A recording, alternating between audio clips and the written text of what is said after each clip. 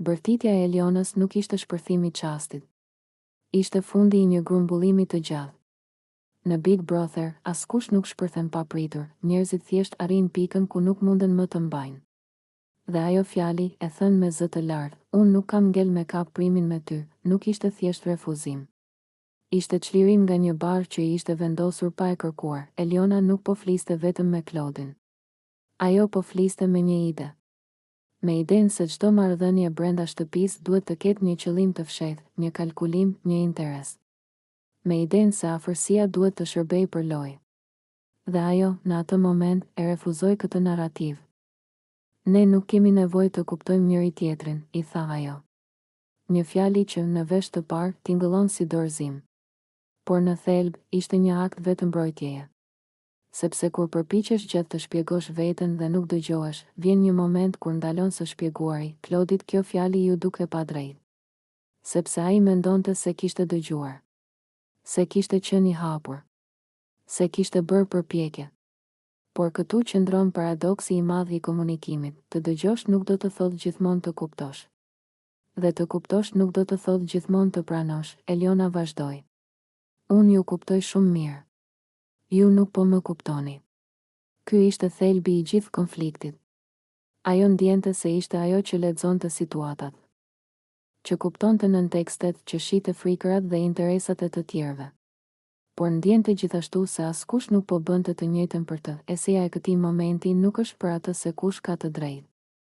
Është për pabarazinë e dëgjimit. Për mënyrën se si disa njerëz detyrohen gjithmonë të kuptojnë, të adaptohen, të shpjegojnë, ndërsa të tjerët presin të kuptohen pa bërë të njëjtën përpjekje. Eliona ishte e lodhur nga roli i përkthyeses emocionale. Nga ideja se ajo duhej të gjente fjalët e duhura që të tjerët të mos ndiheshin të kërcënuar. Në Big Brother, kjo lodhje shumë fishohet, sepse nuk ka ikje. Nuk ka hapësirë për t'u qetësuar larg. Bërtitja e saj nuk ishte agresion, ishte sinjal. Sinjal se kufiri ishte arritur. Se durimi kishte mbaruar. Dhe se të vazhdoje të flisje qetë do të thoshte të vazhdoje të mos dëgjoheshe. Claudin e vuri në mbrojtje.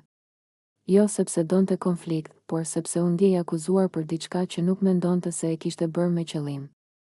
Këtu lind një tjetër problem i madh i marrëdhënieve njerëzore, ndikimi pa qëllim. Njeriu mund të lëndoj pa dashje, por kjo nuk e zhduk dhimbjen e tjetrit. Në shtëpi, të tjerët dëgjonin. Disa u ndjen të përfshirë. Disa u distancuan. Sepse konfliktet e tilla janë pasqyra, secili sheh veten aty ku i dhem më shumë. Disa u identifikuan me Elionën, me lodhjen e të shpjeguarit. Disa me Claudin, me ndjesinë se po keq kuptohesh edhe kur mendon se po bën më të mirën. Eseja na detyron të ndalemi te një pyetje e vështirë. A kemi detyrim të kuptojmë njëri tjetrin gjithmonë? Apo ndonjëherë kemi të drejtë të themi mjaft? Shoqëria shpesh na mëson se komunikimi zgjidh gjithçka. Por rrallë flet për rastet kur komunikimi bëhet barë për njërin palë. Eliona nuk po kërkonte fitore. Ajo po kërkonte pushim. Pushim nga shpjegimet.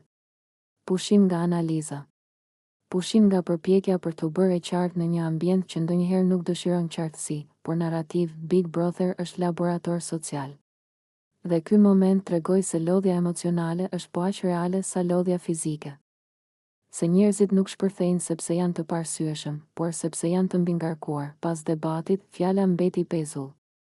Nuk pati pajtim të menjëhershëm. Nuk pati përqafim. Dhe ndoshta kjo ishte më e ndershme. Sepse disa gjëra nuk zgjidhen me një bisedë. Ato kërkojnë kohë, distancë dhe, mbi të gjitha, gatishmëri për të dëgjuar pa u mbrojtur. Eliona u tërhoq jo si humbëse, por si dikush që kishte thënë të vërtetën e saj. Claudin mbeti duke reflektuar, i vendosur përballë faktit se qëllimi i mirë nuk garanton gjithmonë mirëkuptim, dhe publiku, si gjithmonë, u nda. Sepse kjo histori nuk kishte heronj apo fajtor të qartë. Kishte vetëm njerëz të lodhur, duke u përpjekur të kuptohen në një vend që e bën keqkuptimin të pashmangshëm. Në fund, ky moment na kujton diçka të thjeshtë dhe të vështirë njëkohësisht. Të kuptosh ditë nuk do të thotë ta korrigjosh. Do të thotë ta dëgjosh pa e përkthyer menjëherë në versionin tënd. Dhe ndonjëherë, kur kjo nuk ndodh, zëri ngrihet. Jo për të sulmuar, por për të mbijetuar.